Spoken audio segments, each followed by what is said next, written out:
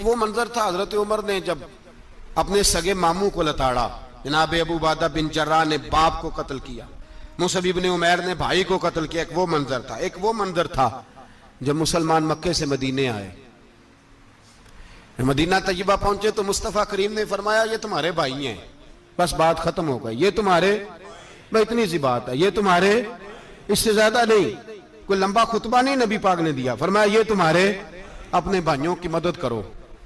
حد ہو گئی مدد کرنے کی، بھائی کا بازو پکڑا، گھر لے گئے، کہنے لگے یہ 15 کلے میرے ہیں، 6 جو تمہیں پسند آتے ہیں رکھ لو، تمہارے ہو گئے۔ گھر کا سامان، بستر رضائیاں تک نکال کے دروازے کے اندر رکھے، بھائی سے کہا یار جو تجھے اچھا لگتا ہے رکھ لے، آدھا تیرا آدھا میرا۔ یہاں تک ایک وہ موقع جب اشداء علی الکفار، ایک یہ موقع رحماء بینہم، صحابہ کرام علیہم رضوان میں سے کسی کے پاس 2 باغ تھے، ایک میں کھجوریں زیادہ پکی ایک میں کم پکی۔ جب وہ اپنے بھائی کو دینے لگا تو اس نے کہا تجھے رسول اللہ نے میرا بھائی بنایا ہے، تجھے وہ والا باغ دوں گا جس کی کھجوریں زیادہ پکی ہوئی ہیں، وہ والا باغ دوں گا، کھجوریں زیادہ پکی ہوئی۔ اور یار تاریخ عالم نے یہ نظارہ نہیں دیکھا کہ وہاں سے ایک شخص آیا غریب ہے رشتہ نہیں ملتا، یہاں ایک شخص نے کیا کیا، اس کو اپنے خاندان سے اپنے گھر سے رشتہ بھی دیا، کہا بھائی ہے، اس کو یہاں بسانا ہے، رکھنا ہے، لانا ہے۔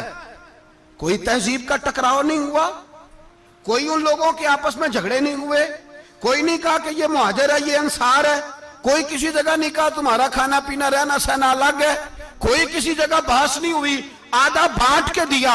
اور پھر بھائی چارے کا حال یہ تھا کہ تبوک کے بعد جب بڑا مال آیا نا مسلمانوں کے پاس، ڈھیر لگ گئے، بحرین سے مال آیا تو ڈھیروں لگ گئے، تو رسول پاک صلی اللہ علیہ وسلم نے انصار مدینہ کو بلایا، مدینے والوں کو، فرمایا تم نے بڑا احسار کیا تھا اپنے بھائیوں پر، تم نے اپنی آدھی جائیدادیں دے دی تھی، تم نے رحماء بینہم کا پورا مظاہرہ عملاً کر کے دکھایا تھا، اب مال آ گیا ہے، 2 آپشن میں تمہیں دیتا ہوں، 2 قسم کی ترجیحات، ایک چیز قبول کر لو۔ کہا یا رسول اللہ صلی اللہ علیہ وسلم حکم فرمائیے۔ فرمایا یہاں تو جو مال تم نے اپنے مہاجر بھائیوں کو دیا ہے وہ واپس لے لو، وہ تم واپس لے لو، اور یہ جو مال آیا یہ میں ان میں بانٹ دیتا ہوں، یا اس طرح کرو کہ میں یہ مال تمہارے درمیان آپس میں آدھا آدھا بانٹ دیتا ہوں، یا تمہیں کچھ فیصد زیادہ دے دیتے ہیں انہیں کم دے دیتے ہیں۔ بات ہو رہی تھی، انصار چپ تھے، حضور نے فرمایا بولتے کیوں نہیں، پتہ محبوب کو بھی ہے کہ یہ بولیں گے تو مجھے بھی ٹھنڈ پڑے گی اور قیامت تک ساری امت کو سکون ملے گا۔ فرمایا بولو، تو انصار مدینہ بولے تو رو کے بولے، کہا محبوبہ ہم نے مال کیا کرنا ہے، ہمارے پاس رسول پاک جو موجود ہے، یا رسول اللہ ہم نے کیا کرنا ہے مال کا، حضور جو اب آیا یہ بھی سارا انہیں دے دیں، جو ہم نے دیا تھا انہیں وہ بھی ان کے پاس رہنے دیں، اور یا رسول اللہ جو بعد میں آئے وہ بھی انہیں دے دیں۔ ہماری شرط یہ ہے کہ ہمارے درمیان اللہ کے رسول موجود رہنے چاہیے، محبوب ہمارے درمیان رہیں، مال و دولت کی ہمیں ضرورت ہے، یہ رحماء بینہم ہے، آپس میں بانٹ کے ہر چیز اپنے بھائیوں کو دے دی۔ حضرت عمر، عیسائی بادشاہ ٹائم مانگتا تو کہتا ہے کوئی ٹائم نہیں، چل دوڑ جا۔ ملک شام جاتے ہیں، جب فتح ہوتے ہیں حضرت سعد بن ابی وقاص بلاتے ہیں، شام جاتے ہیں تو حضرت عمر کہتے ہیں شام آئے ہیں یار، سب سے پہلا کام یہ کر بلال کا تو پتہ کر، یہاں سنا ہے بلال حبشی کا مکان بھی کہیں نیڑے ہے، پتہ تو کر۔ حضرت بلال حبشی حضرت سیدنا سعد کہنے لگے حضور بلا نہ لیں، فرمایا نہیں، وہ مصطفیٰ کا غلام ہے تو میرا تو امام ہے، میں گھر ملنے جاؤں گا، گھر رحماء بینہم، کالے رنگ کے حبشی غلام سیدنا بلال حبشی کو ملنے گھر گئے، اور جناب عمر جا کے بیٹھک میں انتظار کرنے لگے، گویا ڈرائنگ روم میں بیٹھے انتظار ہونے لگا۔ جناب سیدنا بلال آئے تو حضرت عمر اٹھ کے کھڑے ہوئے۔ ملک شام کے لوگوں نے یہ منظر عجیب دیکھا کہ جناب عمر فاروق ایک حبشی کے لیے کھڑے ہوئے، اور جب کھڑے ہوئے تو حضرت بلال کہنے لگے عمر بیٹھ جاؤ، یہ کیا کر رہے ہو؟ تو حضرت سیدنا عمر رو پڑے، کہنے لگے بلال تو حبشی پہلے تھا، جب سے رسول اللہ کا غلام بنا ہے ساری امت کا امام بن گیا، ساری امت کا تو امام بن گیا ہے، جب سے تو نبی پاک صلی اللہ تعالی علیہ وسلم کا غلام بن۔ بھائی یاد رکھے جب اشداء علی الکفار کی بات تھی تو اپنے سگے قتل ہو گئے، اور جب رحماء بینہم کی بات تھی تو پھر یہ نہیں دیکھا یہ حبشی ہے۔ توجہ ہے میری بات پر؟ جاگ رہے نا آپ لوگ؟ ادھر دیکھیں. پھر یہ نہیں دیکھا کہ یہ حبشی ہے، یہ رومی ہے، یہ کون ہے. پھر یہ دیکھا کہ یہ رسول اللہ کا غلام ہے صلی اللہ. ہمارے ہاں تو نفرتیں پھیل گئی ہیں. وہ بس کرو جی بنگالیوں سے جان چھڑاؤ، وہ بس کرو جی فلانے سے. وہ بس کر یار، رہن سہن اپنا اپنا ہوتا ہے، لیکن مسلمان جس طرح کا بھی ہو اس کے ساتھ نفرت کرنے کی اجازت نہیں ہے. پہلی بات اشداء علی الکفار، دوسری بات رحماء بین. اب تیسری بات ہے تراہم رکعا سجدا یبتغون فضلا من اللہ ورضوانا. میں نے جو شروع میں بات کی تھی نا کہ اگر خانہ کعبہ میں 40-50 لاکھ حاجی مل کے دعا ہی مانگ لیتا، دعا ہی مانگ لیتا مل کے، تو کمال ہو جاتا. حضرت ابو بکر صدیق رضی اللہ تعالیٰ عنہ سے کسی نے پوچھا تھا بدر میں فتح کیسے ہوئی؟ اب بھی مسلمان کہتے ہیں نہیں جی کیسے لڑیں گے جی، ہمیں اپنا بڑا مسئلہ ہے.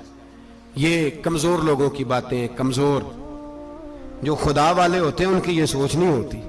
یہ آرزوے کرم اور میں آپ سے کروں، یہ بھیک اس کو جیتیے جس کا خدا نہ ہو. یہ کمزور لوگ ہیں جو کہتے ہیں نہیں کیسے ہوگا، کس طرح ہوگا. جن کو پتا ہو کہ ہماری غیبی طاقت ہے. ہماری حضرت ابو بکر صدیق رضی اللہ تعالیٰ پوچھا جناب بدر میں کیسے جیت گئے؟ تلواریں زیادہ تھی، نیزے زیادہ تھے، یا آپ کو جاسوسی زیادہ تھی، پتہ زیادہ تھا کہ یوں قابو آئیں گے کافر؟ تو ابو بکر صدیق فرمانے لگے نہ نیزوں سے جیتے نہ تلواروں سے جیتے، ہم جو بدر میں جیتے ہیں تو مصطفیٰ کی نمازوں سے جیتے ہیں. ہمیں جو بدر میں کامیابی ملی تو رسول اللہ کی دعاؤں کی برکت سے ملی. فرمانے لگے کافر ساری رات شرابیں پیتے رہے، ساری رات وہ ناچ گانے میں مصروف رہے، اور میں حضور کے خیمے میں موجود تھا. نبی پاک ساری رات نماز پڑھتے رہے، ساری رات حضور نماز پڑھتے رہے، ساری رات اللہ سے دعا کرتے رہے. فرمایا صبح جو کامیابی ملی تو یہ مصطفیٰ کی نمازوں کی برکت سے ملی. ایک بزرگ کی میں بات سن رہا تھا، وہ کہہ رہے تھے اب نمازیں عبادتیں ریاضتیں بعد میں کرنا، پہلے جہاد کرو. کہہ رہے تھے اب نکل کر خانقاہوں سے ادا کا رسم شبیری، عبادتیں ریاضتیں تلاوتیں درود بعد میں ہوگا، پہلے جہاد. تو میں نے کہا صاحب عبادتیں تلاوتیں درود ہو کہاں رہا ہے، پہلے وہ جگہ تو بتائیں. خانقاہوں پہ تو عرس ہو رہا ہے، سال کے بعد ڈھول لگ رہا ہے. وہ جو زمانہ تھا نا کہ خانقاہ شریف پہ شام تک قرآن مجید ختم ہوگا، فجر کے بعد 50,000 درود پڑھا جائے گا. وہاں لوگ آئے ہیں تو وہاں ذکر کرتے کرتے لوگ اس قدر مست ہوئے کہ انہیں ہوش ہی نہیں کہاں کہ کہاں گئے. وہ تو دور ختم ہو گیا. اب کہاں ہے خانقاہ میں؟ اب تو نظر نیاز رہ گئی، ختم شریف رہ گیا، عرس پاک رہ گیا، باقی تو معاملہ ختم ہے. وہ کہاں گیا معاملہ سارا؟ بھائی دعائیں التجائیں. شہاب الدین غوری سے پوچھا جناب فتح کیسے ہوئی؟ کہنے لگے خواجہ معین الدین اجمیری کی دعاؤں کی برکت سے. فرماتے ہیں بابا دعا مانگتا تھا، ہم جہاد کرتے تھے، اللہ کامیابی دے دیتا تھا. بھائی وہ عبادت، وہ ریاضت، وہ مسلمان جو رات کو اپنے رب کو منا لیا کرتا تھا، وہ اپنی عبادت کے زور پر اللہ تبارک و تعالیٰ کی بارگاہ میں آہو زاری. حضور نے فرمایا الدعاء صلاح المومن، دعا مومن کا ہتھیار ہے. دعا مومن کا، بول کے بتانا ہے، دعا مومن کا. فرمایا مومن یہ ہتھیار چلا سکتا ہے، یہ ہتھیار کافر کے پاس موجود. حضرت زید بن حارثہ رضی اللہ تعالیٰ عنہ کو نہ پکڑ کے کچھ کافر ان کو پکڑ کے لے گئے تو ایک درخت کے ساتھ باندھ لیا. کہنے لگے تمہیں قتل کریں گے، حضور کے صحابی ہیں رضی اللہ تعالیٰ. جب کافر آپ کو قتل کرنے لگا نا تو انہوں نے درخت کے ساتھ اچھی طریقے سے ٹانگیں باندھ لی، ہاتھ باندھ لیے، گردن باندھ لی. کہنے لگا بلا اپنے رب کو. تو حضرت زید رضی اللہ تعالیٰ عنہ فرمانے لگے میں تو شہید ہونے کو تیار تھا، لیکن تو نے آزمانے کا پروگرام بنایا تو ٹھیک ہے، میں پھر بلانے لگا ہوں اپنے رب کی مدد کو. اے اللہ مدد فرما. اس نے اتنی دیر میں تلوار نیام سے نکال لی. اے اللہ مدد فرما. اس نے جب تک دونوں ہاتھوں میں تلوار سونت لی. اے اللہ مدد فرما. جب تیسری بار آپ نے یہ کہا تو اس نے تلوار اٹھائی، کہا اللہ مدد فرما. حضرت زید رضی اللہ تعالیٰ عنہ کہتے ہیں جب چوتھی بار میری زبان سے لفظ نکلے، کافر کے ہاتھ میں تلوار تھی پر گردن بھی اس کی کٹ کے نیچے گر گئی، کہ گردن کٹ کے اسی وقت نیچے گری. مجھے کسی نے کھولا، نہ مارنے والا نظر آیا، نہ گردن کاٹنے والا نظر آیا، نہ مجھے کھولنے والا. تو میں نے کہا آنے والے تو بتا تو سوئی تو کون ہے؟ تو کہنے لگے میں جبریل امین ہوں، میں جبریل امین ہوں، میں جبریل، مجھے دشمنوں نہ چھیڑو، میرا ہے کوئی جہاں میں، مجھے دشمنوں نہ چھیڑو، میرا ہے کوئی جہاں میں ابھی پکار لوں گا، نہیں دور ہے مدینہ۔ کہا جب تو نے، حضرت جبریل کہنے لگے جب تو نے پہلی دفعہ کہا نا اللہ مدد فرما، تو میں سدرۃ المنتہا پہ تھا، مجھے حکم ہوا جبریل دیر نہ کرنا۔ فرماتے ہیں جب دوسری دفعہ تو نے کہا نا اللہ مدد فرما تو میں 7ویں آسمان پہ تھا، اور جب تیسری دفعہ کہا مدد فرما تو میں پہلے آسمان پہ تھا، اور فرمایا جب تو نے کہا چوتھی دفعہ اللہ مدد فرما تو میں تیرے سرانے کھڑا تھا، میں تیرے سرانے۔ اب تو بھائی اب تو اجتماعی دعا بھی نہیں رہی ہماری، اب تو یہ والا سوتا بھی، اکبر الآبادی نے کہا تھا مصیبت میں بھی اب یاد خدا ہم کو نہیں آتی، دعا منہ سے نہ نکلی جیبوں سے عرضیاں نکلی۔ اب بھی ہم کہتے ہیں کریں گے بات، سفیر کو بلائیں گے، ہم نے کہا ہے اس کو، تو مان جائے گا وہ آپ کی بات؟ وہ بچے کاٹ رہا ہے تو اس کو گھر بلا رہا ہے۔ ابھی تک ایک اتنا سا سٹینڈ کہ ان کا جو دفتر ہے سفارت خانہ وہ بند کر دیا جائے، اتنی بھی توفیق نہیں ہوئی۔ کہتے ہیں ٹھیک ہے شور شروع ہو رہا ہے بس چپ کر دیں گے سارے۔ خدا را خواب غفلت سے اٹھو، بیداری حاصل کرو، اور کچھ نہیں ہو سکتا تو کھول کے دعا تو مانگو ان کے لیے، ان کے لیے دعا تو مانگو۔ اللہ بڑا کریم ہے، وہ جب مدد کرنے پہ آتا ہے تو پھر بڑے بڑے کافروں کے مقابلے میں اپنے بندوں کی مدد فرماتا ہے۔ اور میں یہ پیغام دینا چاہتا ہوں عالم کفر کو بھی، یاد رکھیں رب کریم جب مدد کرنے پہ آئے تو اکیلے حضرت ابراہیم اور ایک طرف پوری ملت ہو تو اللہ اپنے خلیل کو بچا لیا کرتا ہے۔ رب کریم کی رحمت کاملہ جب فیصلہ کر لیتی ہے تو پھر نمرود جیسے سپر پاور طاقت کو رب کریم مچھر سے مروا دیا کرتا ہے۔ اللہ تبارک و تعالی، یہ تو مسلمان کا دعا والا سوتا ہی، وہ نکل کر خانقاہوں سے ادا کر رسم شبیری، یہ تو تب ہوگا جب خانقاہ کے اندر کوئی ذکر فکر عبادت ہو رہی ہو، اور جب وہاں حال ہی کوئی نہیں، وہاں تو رقص و سرور ہے، وہاں تو بات جھوٹی تعریفیں ہیں، ہر آدمی نے ایک بندہ ساتھ رکھا ہوا ہے تعریفیں کرنے کرانے والا، تو معاملہ ہی اور ہو گیا ہے۔ میرے بھائی عبادت کی لذت حضرت سیدنا عمر فاروق، سب بولیے رضی اللہ تعالی، حضرت عمر فاروق رضی اللہ تعالیٰ عنہ کا مبارک زمانہ ہے۔ حضرت عمر نے فوج بھیجی ایران کے حکمران کے ساتھ جہاد کرنے۔ ایران کے بادشاہ نے 2 عیسائی جاسوس بھیجے، کہنے لگا ذرا پتہ تو کرو مسلمانوں کا رات کا طریقہ کیا ہے، میں صف بندی کراتا ہوں۔ وہ ساری رات صف بندی کراتا رہا، 2 جاسوس آئے مسلمانوں کی معلومات کرنے، معلومات کر کے جب واپس گئے تو حضرت عمر فاروق رضی اللہ تعالیٰ عنہ کے سپاہیوں کو دیکھا، غور سے پلٹے، تو بادشاہ کہنے لگا کیا حال دیکھ کے آئے ہو؟ کہنے لگا سارے مسلح پہ بیٹھے ہوئے ہیں، جتنے گھنٹے ہم وہاں رہے ہیں مجاہدین مسلح پہ رہے ہیں، یوں لگتا ہے جیسے ان کا دنیا داری سے کوئی تعلق۔ اور کہنے لگے بادشاہ کوئی ایسی طاقت ہے جس کو وہ بلا رہے تھے، کوئی ایسی قوت ہے جس کو وہ پکار رہے تھے، ہمیں بھی وہاں کھڑے ہو کے محسوس ہوتا تھا کہ ہاں کوئی ہے جو آ جائے گا ان کی مدد کے لیے، کوئی ہے جو پہنچے گا ان کی مدد کرے گا۔ ایران کا بادشاہ کہنے لگا مجھے سمجھ آ گئی ہے، وہ جسم کی طاقت سے ہی نہیں لڑتے، وہ کوئی غیبی طاقت ہے جس سے وہ لڑتے ہیں۔ بھائی وہ غیبی طاقت بھی تو ہمارے پاس ہم نے ناراض کر لیا نا، وہ بھی تو نہیں نا، مسجد کا رخ بھی تو کوئی نہیں۔ اور میں نے پچھلے جمعے بھی کہا تھا پھر کہتا ہوں، وہن ہو گیا امت کو۔ نبی پاک نے فرمایا امت کو وہ کیا ہے، دنیا سے محبت ہو گئی ہے، موت سے کراہت ہو گئی، وہن ہے۔ صحابہ کرام کو موت سے بڑا پیار تھا، موت سے بڑی محبت کر، ہماری طرح نہیں، وہ کہتے تھے مریں گے تو منو مٹی، تو وہاں ٹھیک ہے عذاب قبر حق ہے، لیکن میں کہا کرتا ہوں سالوں کے بعد جو پردیس سے ماں کے پاس آئے، ماں اسے عذاب نہیں دیتی، اس کا ماتھا چوما کرتی ہے۔ اور بھائی جو رب کریم کی بارگاہ میں جائے گا تیرا کیا خیال ہے، گل سڑ جائے گا؟ مدینے والے حبیب نے فرمایا قبر المومن روضۃ من ریاض الجنہ، فرمایا میرا مومن جب قبر میں جاتا ہے تو اللہ جنت کے سارے دروازے کھول دیتا ہے، وہ تو اللہ کی رحمت میں پہنچتا ہے۔ کون کہتا ہے مومن مر گئے، وہ تو قید سے چھوٹے اپنے گھر گئے۔ کون کہتا ہے قبر میں عذاب ہے تو صرف عذاب ہی ہے، ہاں مجرم کو سزا ملے گی، لیکن مومن ہمیشہ جہنم میں وہ بالآخر جنت میں جائے گا، بالآخر جنت میں جائے گا۔ اور کسی درویش نے بات کی، وہ کر کے چلے گئے، بر کمال ہی کر گئے، کہنے لگے دوزخ میں میں تو کیا، میرا سایہ نہ جائے گا، کیونکہ رسول پاک سے دیکھا نہ جائے گا۔ نبی پاک سید عالم علیہ السلام کے غلام تو دیکھو نا، ساری زندگی عمر فاروق بخاری پڑھو تو صحیح، ساری زندگی عمر ہر نماز کے بعد کہتے تھے اللہم ارزقنا شہادت فی سبیلک، اللہ بسترے پہ موت نہ دینا، موت مجھے شہادت کی دینا۔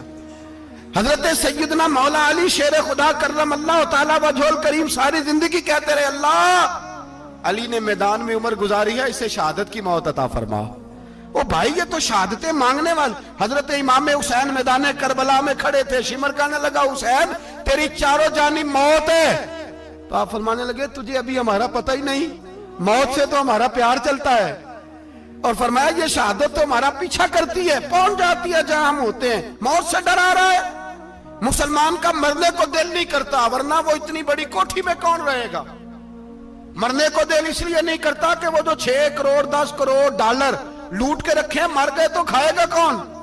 وہ فقیر فاقہ مست تھے، ان کا گھر ہی کوئی نہیں تھا، ان کے بینک بیلنس ہی کوئی نہیں تھے، وہ کہتے تھے گھر ہمارا ہے وہ جو ہمارے رب نے تیار کیا ہوا ہے، ہمارا بینک بیلنس ہے وہ جو ہمیں جنت میں جا کے ملے گا۔ ان کا تو یہ کھاتا ہی کوئی نہیں تھا، اس لیے وہ شہادت کی۔ حضرت عمر بن جموع رضی اللہ تعالیٰ عنہ میدان احد میں 4 بیٹے لے کے آئے۔ کتنے بیٹے؟ بول کے بتائے۔ 4 بیٹے لے کے عمر بن جموع آئے، اور خود ایک ٹانگ سے لنگڑے سے آبی ہیں، ٹانگ چھوٹی ہے، حضور کے سامنے کھڑے ہوئے کہا محبوبہ میرے 4 ہی تھے، میں 4 لے آیا ہوں، قبول کر لیں۔ تو حضور نے فرمایا تو کیوں تلوار اوڑے آیا ہے، یہ تو نے کیوں گلے میں اسلحہ ڈالا ہوا ہے؟ کہا یا رسول اللہ میں نے بھی تو جانا ہے نا۔ تو حضور نے فرمایا 4 بیٹے جو ہیں۔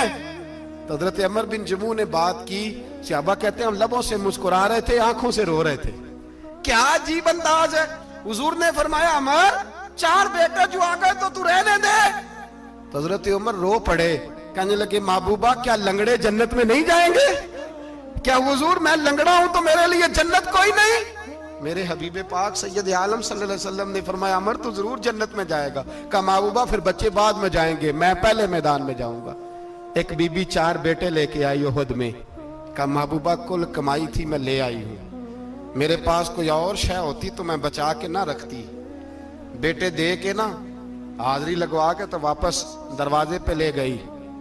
تو حضرت سیدنا عبداللہ ابن عمر فرماتے ہیں بی بی بول رہی تھی تو میرا جذبہ جہاد بڑھ رہا تھا، اپنے بیٹوں کو کہنے لگی میں تمہیں حضور کے پاس چھوڑ کے جا رہی ہوں، جب تم میدان میں گرو گے تو میں تمہیں دیکھنے آؤں گی، دیکھنا تمہاری پشت پہ کوئی زخم نظر نہ آئے، جتنے تیر کھانے ہوئے سینے پہ کھانا، جتنے تلواروں کے نیزوں کے زخم برداشت کرنے ہوئے یہاں کھانا، پشت پہ زخم نظر نہ آئے۔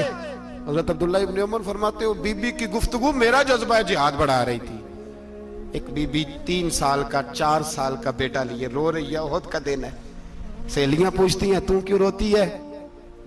وہ کہتی ہے دیکھو میرا خاوند بھی بدر میں شہید ہو گیا، بھائی اور باپ بھی، دل کرتا ہے کوئی جوان بیٹا ہوتا تو آج مصطفیٰ کے ساتھ اسے ہی بھیج دیتی، کوئی جوان میرے پاس ہے ہی 3 سال کا تو کیا کروں، 3-4 سال کا بچہ کیا کرے گا؟ پتہ نہیں کیا دلیل آئی، اچانک اٹھی، بیٹے کو سینے سے لگایا، کپڑا ڈالا، مسجد نبوی پہنچ گئی۔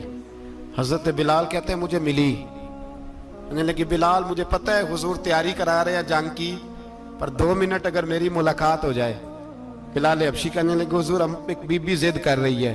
حضور باہر آئے، کہنے لگی حضور میں فلاں کی بیٹی، فلاں کی بہن، فلاں کی بیوہ ہوں، میں نے بدر میں 3 شہید دیے ہیں، اب میرے پاس یہ 3 سال کا لال ہی بچا ہے، بڑا فخر ہے میرا، لوگ مجھے شہید کی بیوہ، شہید کی بیٹی، شہید کی بہن کرتے، دل کرتا ہے شہید کی اماں بھی کہیں جاؤں تو میرا بیٹا لے لیں۔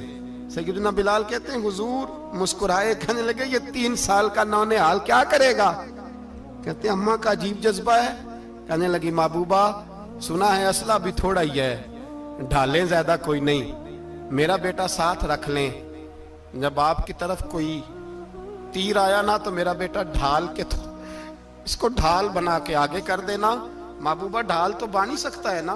حضرت بلال فرماتے ہیں مصطفیٰ کریم نے فرمایا جا میں نے قبول کیا، قیامت کے دن بیٹا گھر لے جا، جب تیرا نام پکارا جائے گا تو شہید کی اماں کہہ کے پکارا جائے گا، جا تو گھر لے جا۔ کہتے ہیں چلتے چلتے ایک غریبنی اور آ گئی، اتنی سی اٹی بان کی، اتنی سی۔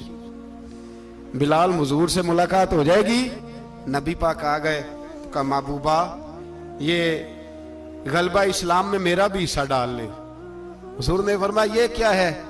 کہنے لگی حضور خامن فوت ہو گیا، اولاد اللہ نے بے نیازی سے دی نہیں، سویرے چرخہ کاٹ کے رزق حلال کھاتی ہوں، میرے پاس نا یہ اتنا سا بان ہے، ایک گھوڑے کی لگام بن جائے گی، محبوبہ حصہ تو ڈال جائے گا نا دین کے لیے، میری قبولیت ہو جائے گی۔ میرے حبیب نے ہاتھ اٹھائے اور دعا مانگی، کہا اے اللہ جتنا تو میدان کے مجاہدوں کو اجر عطا فرمائے اتنا اس غریبنی کو بھی عطا فرمانا، اتنا اسے بھی دینا۔ بھائی یہ جذبے تھے، یہ رنگ تھا امت مسلمہ کا، اس لیے کافر گھر میں بیٹھ کے کامپا کرتا تھا۔ اب اسے پتا ہے یہ اسی والی کار سے نہیں نکل سکتے، اسے پتا ہے کہ ہم نے انہیں بوتل پہ لگا دیا ہے، اب یہ پیپسی مرینڈا اور یہ پی کے کھانے کے ساتھ تو یہ مست رہتے ہیں، اب یہ نہیں نکل سکتے گھر سے، ہم نے انہیں ان چیزوں پہ لگایا ہے جو ان کے وجود کو کھوکھلا کر رہی، اب کیسے میدان میں نکلیں گے؟ وہ اس لیے نہیں ڈرتا کہ وہ تیری آسائشوں، تیری زندگی میں آنے والی سہولتوں سے آشنا ہے۔ موت بستر پہ بھی آ جاتی ہے، لیکن جس کو میدان میں آتی ہے وہ ساری زندگی زندہ رہتا ہے، وہ ساری زندگی زندہ رہتا ہے۔ بھائی مرنا تو ہے، لیکن اگر زندگی دین کے کام آئے گی تو امر ہو جاؤ گے، بچ جاؤ گے۔